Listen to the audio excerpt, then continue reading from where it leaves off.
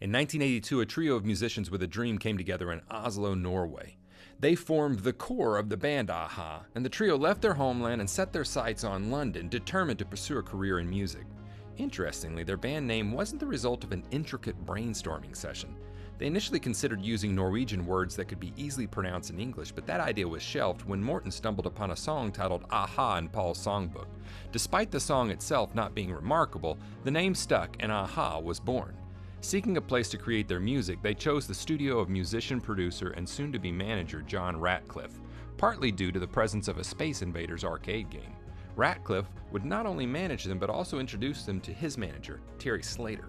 This collaboration led to the formation of TJ Management, with Ratcliffe handling technical and musical aspects while Slater managed their international business dealings, including liaisoning with Warner Brothers headquarters in Los Angeles. Their journey to stardom started with a song titled Take On Me.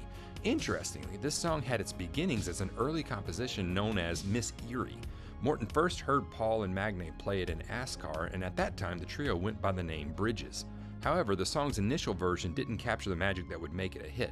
Over time, Take On Me evolved and was re-recorded several times. The song's initial release in 1984, accompanied by a video featuring the band performing against a blue background, failed to make waves. Undeterred, a-ha continued refining their creation, and with the production expertise of Alan Tarney, they re-released Take On Me in 1985. This time, they paired it with a groundbreaking music video that combined pencil sketch animation and live action, a technique called rotoscoping. This innovative video propelled Take On Me to the #1 spot on the US Billboard Hot 100 and secured the second position on the UK singles chart. This meteoric success marked a-ha as the first Norwegian band to achieve a #1 hit in the United States. Their popularity even extended to the iconic American television series Soul Train in 1985, a platform predominantly featuring black artists. a-ha's appearance on the show showcased their uniqueness and cross-cultural appeal. Their second album, Scoundrel Days, released in the midst of their 1986 world tour, marked a shift towards the emerging alternative rock genre as the synth-pop trend began to fade. While Scoundrel Days garnered favorable reviews and produced 3 internationally successful singles, its sales, although significant at 6.4 million copies, did not reach the heights of its predecessor. With tracks like the title song Scoundrel Days and The Swing of Things, the album showcased their ability to blend tension, soaring vocals, and moody arrangements. a-ha's move towards alternative rock signaled their adaptability and willingness to explore new musical horizons. Their appearance at the Rock in Rio 2 festival in 1991 stunned the entertainment world by attracting an audience of 198,000, setting a Guinness World Record for the largest rock concert attendance.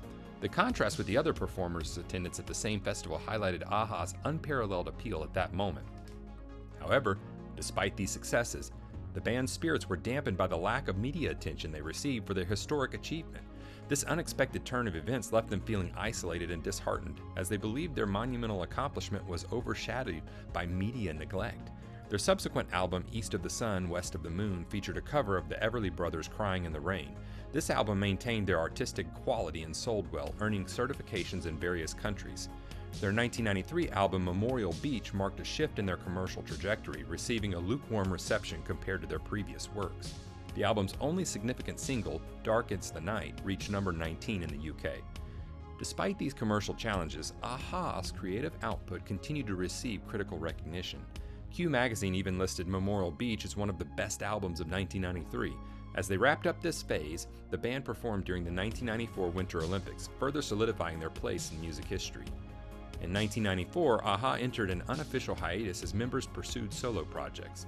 This marked a momentary pause in their collective journey, setting the stage for their eventual return and continued musical evolution. After a period of relative quiet, a-ha made their triumphant return to the music scene in 1998. Their comeback was marked by a performance at the Nobel Peace Prize concert, during which they unveiled a new song, Summer Moved On, which was written especially for the occasion. They also performed their iconic hit, The Sun Always Shines on TV. However, controversy arose when their set was omitted from television highlights of the concert in the UK and the US, sparking discussions about their reception in the industry. This resurgence marked a-ha's re-entry into the music world, and they capitalized on it by returning to the studio. The result was their album Minor Earth, Major Sky, released in 2000. This album, combined with an international tour and a notable webcast performance at the new Valhall Arena in Oslo, propelled a-ha back into the spotlight.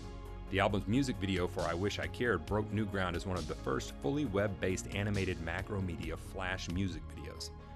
Their comeback album achieved platinum status with sales of 1.5 million copies and produced hit singles such as Summer Moved On, that reached the #1 spot in 17 countries. The band made another appearance at the Nobel Peace Prize concert in 2001, performing differences in their classic Hunting High and Low. In 2015, a-ha reunited once again by performing at the Rock in Rio festival. The band's reunion was marked by plans to re-release their first 5 albums on vinyl and deluxe editions of albums 3 through 5. This marked a celebration of their legacy and a connection with their loyal fan base. Their 10th studio album, Cast in Steel, was released in 2015, followed by a European tour from March to May 2016. The album's release was accompanied by their participation in the 2015 Nobel Peace Prize concert in Oslo. This period of revival was not only about revisiting their classic hits, but also about presenting new material to their fans.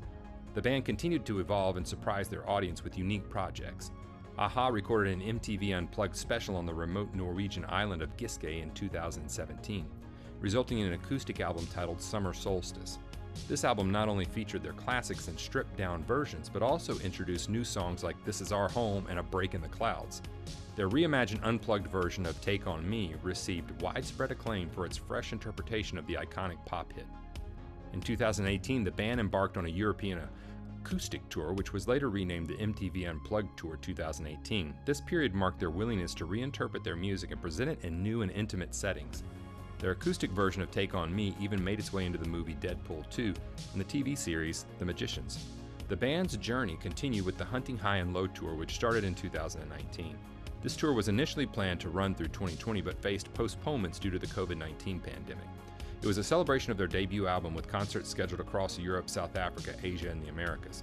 A new song, Digital River, was introduced during this tour, showcasing their ongoing creative output. In 2022, they resumed their Hunting High and Low tour following the pandemic-related delays. Their journey took a new turn with the release of a film and an album titled True North. The album, recorded with the Norwegian Arctic Philharmonic Orchestra, showcased their ability to adapt their sound and collaborate with different musical elements. I'm In, the lead single from the album, marked their ongoing creativity and resonated with fans. From their meteoric rise with iconic hits like Take On Me to their resurgences and creative explorations, a-ha's story exemplifies the enduring power of music to connect across generations.